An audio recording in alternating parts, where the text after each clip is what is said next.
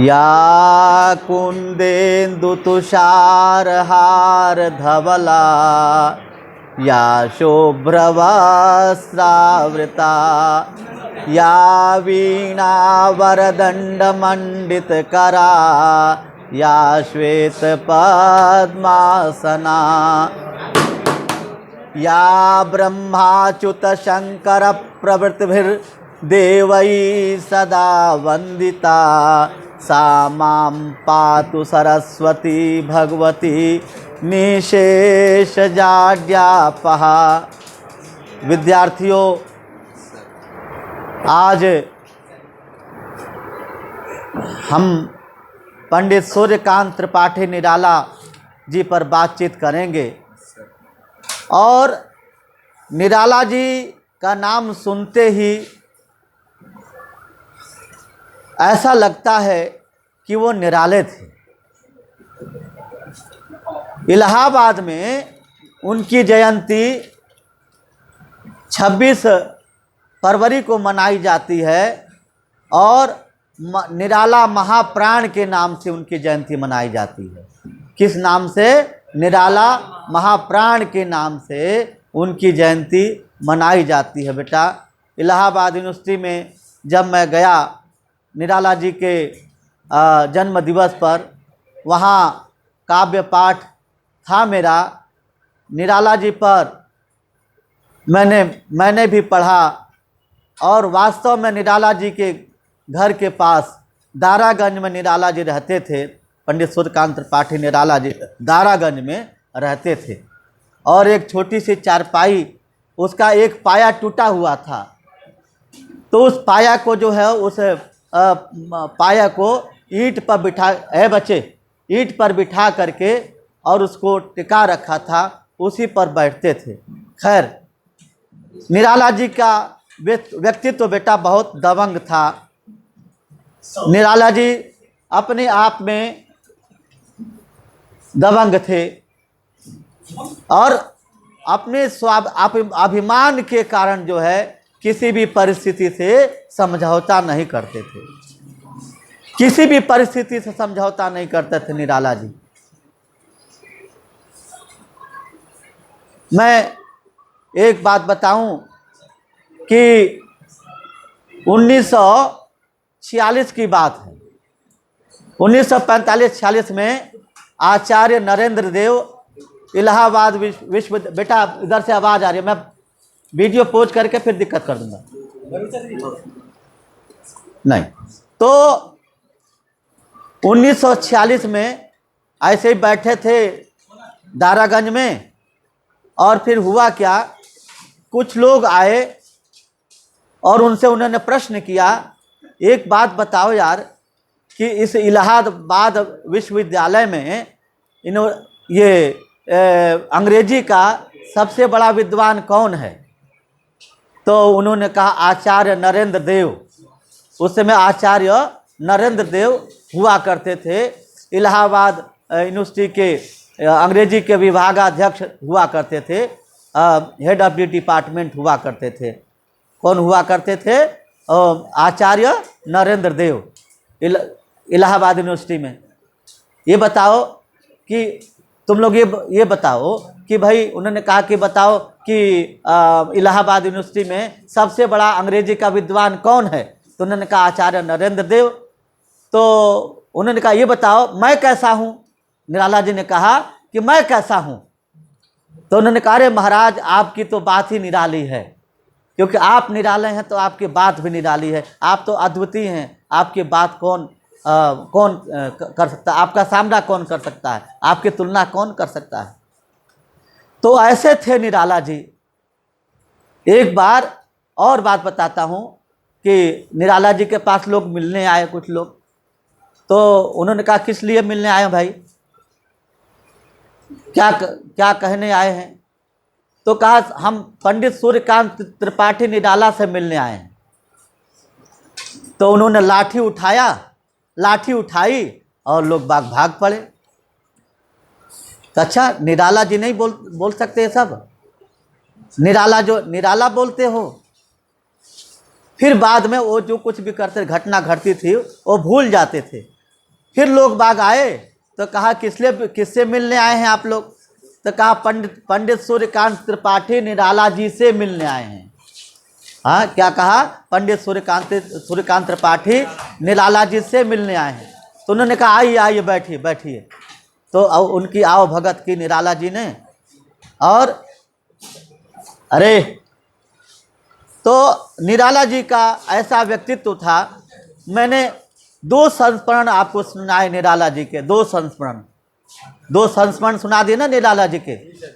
तो आप उनसे क्या समझते हैं कि निराला जी किस व्यक्तित्व के थे? तो बेटा निराला जी हाँ बताए, कोई बच्चा बताए, इधर आके बताए कि निराला जी संस्मरणों से क्या पता चलता है आपको? जी वो विद्वान थे अंग्रेजी में, अंग्रेजी के विद्वान थे पढ़ाई में जी। और अगर कोई पूछता भी था कि हाँ भाई किसकी अंग्रेजी अच्छी है पूरे विद्यालय वहाँ पे, हाँ। तो सब निराला जी का नाम लेते थे और वो अपने में मतलब निराले थे, हर चीज़ में निराले थे। हाँ ठीक, बहुत अच्छी बात है। तो उनकी विशेषता जो है विलक्षण थी और मुख पर तेज था और किसी भी परिस्थितियों से समझौता न करने वाले व्यक्तित्व थे निराला जी। तो बेटा उनका जन्म ब्लैक बोर्ड पे दर्शाया गया है 1898 में उनका जन्म हुआ था। फरवरी में नहीं, 1898 और ये 26 फरवरी बताते हैं। और 1961 में उनका स्वर्गवास हो गया। आवाज़ नहीं, उससे पहले मैं निराला जी का जन्म स्थान बताता हूं कि बंगाल में एक मेदिनीपुर ज़िला है। मेदिनीपुर ज़िला में एक गांव है महिषादल। कौन सा गांव है? महिषादल। महिषादल में उनका जन्म हुआ। वीडियो थोड़ा पॉज करना बेटा। इस प्रकार से विद्यार्थियों, महिषादल नामक गांव है, वहाँ पर उनका जन्म 1898 में हुआ। जन्म के बाद माताजी का स्वर्गवास हो गया, पिताजी का स्वर्गवास हो गया, और एक से एक चाचा जी का भी स्वर्गवास हो गया। एक सब के सब जो है चचेरे भाई भी चल बसे। उनका विवाह बचपन में ही मनोहरा देवी से हुआ। श्रीमती मनोहरा देवी उनकी धर्म पत्नी, और उनकी जो शिक्षा दीक्षा जो हुई 9वीं तक ही पढ़ पाए। परिस्थितियां बहुत अजीब थी, विषम परिस्थितियां थीं। अब ये देखो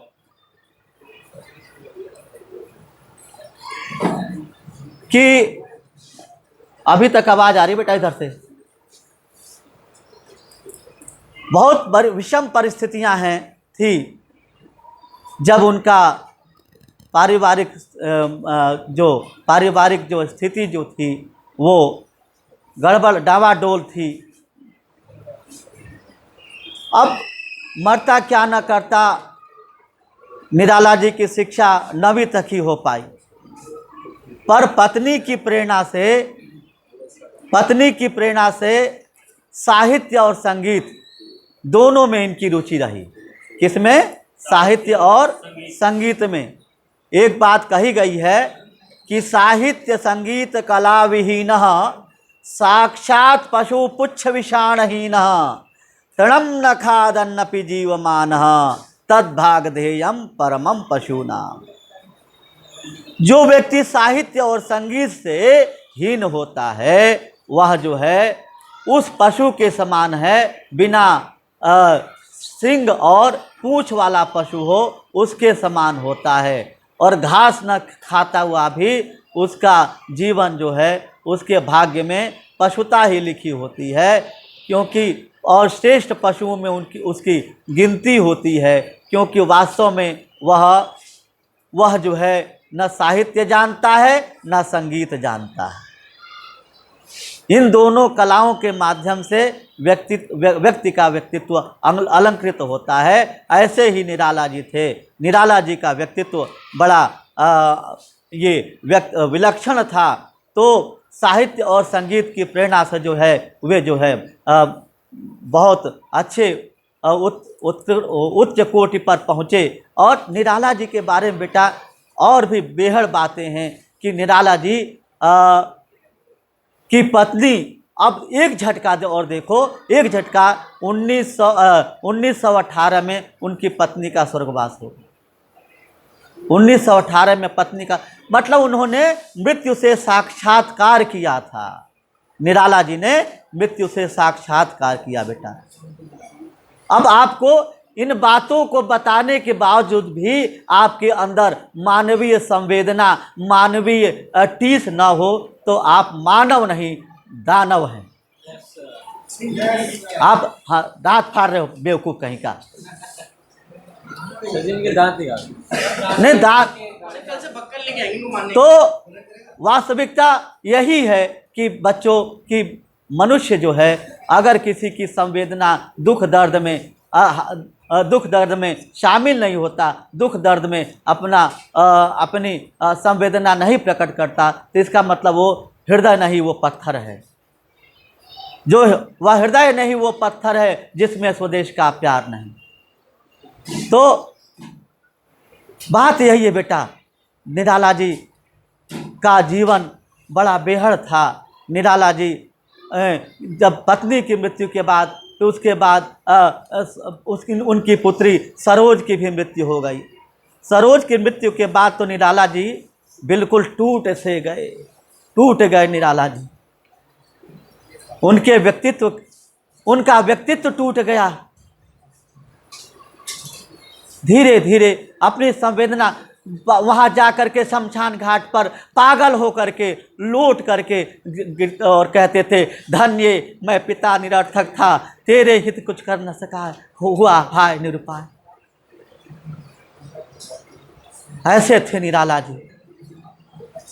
उनका अपने पुत्री के प्रति संवेदना प्रकट करते हैं। मेरा जीवन निरर्थक हो गया, मेरा जीवन मेरे जीवन में जब मैं पुत्री तेरे लिए कुछ कर न सका तो मैं एक नालायक पिता के रूप में प्रकट हुआ। एक नालायक पिता के रूप में, एक पिता जो अपनी पुत्री को अपने पैरों पे खड़ा होता देखता है। लेकिन निराला जी ऐसे व्यक्तित्व हुए कि पुत्री के लिए करने के बजाय भी कुछ नहीं कर पाए। अब बेटा धीमे धीमे अपना होश संभाला निराला जी ने। 1916 में एक पत्रिका जो समन्वय पत्रिका निकलती थी, उसके संपादक रहे, उसका संपादन किया। 1922 में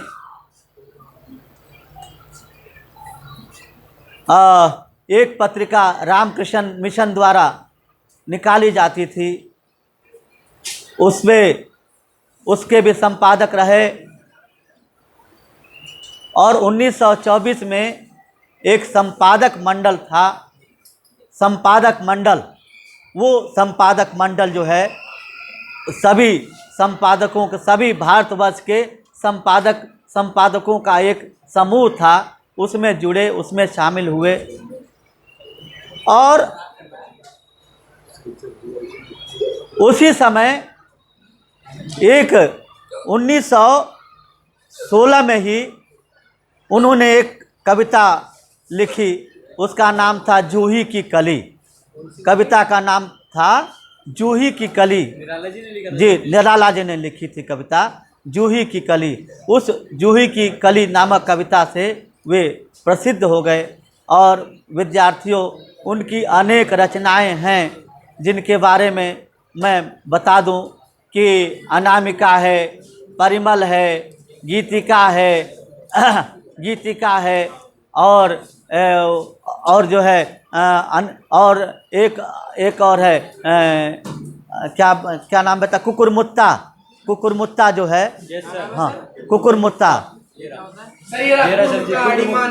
हाँ अणिमा, हाँ नए पत्ते, आराधना, अर्चना, हाँ गीत गुंज, ये सब जो है इनकी रचनाएं हैं।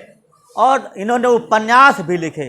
एक तो इरावती, अरे वो बिल्लेसुर बकरिया, और जो है रतिनाथ की चाची, हाँ, और बिल्लेसुर बकरिया, ये सब। और इन्होंने निबंध भी लिखे। तो इस प्रकार से और ये बिल्लेसुर बकरिया बेटा एमए में लगा हुआ है, एमए फाइनल ईयर में लगा हुआ बिल्लेसुर बकरिया। उसके बारे में कभी चर्चा करूंगा, रतिनाथ की चाची पर भी चर्चा करूंगा। तो हाँ, तो ये उपन्यास है बेटा, उपन्यास है। कहानियाँ भी इन्होंने लिखी, हाँ कहानियाँ भी लिखी। और बाकी इनकी पूरी रचना जो है निराला रचनावली के नाम से जानी जाती है। पूरी रचना जो है किसके नाम से जानी जाती है? निराला रचनावली के नाम से जानी जाती है। और इनकी एक पुस्तक है राग विराग। इनकी पुस्तक का नाम है राग विराग। उसमें सारे निबंध जो है इसमें हैं।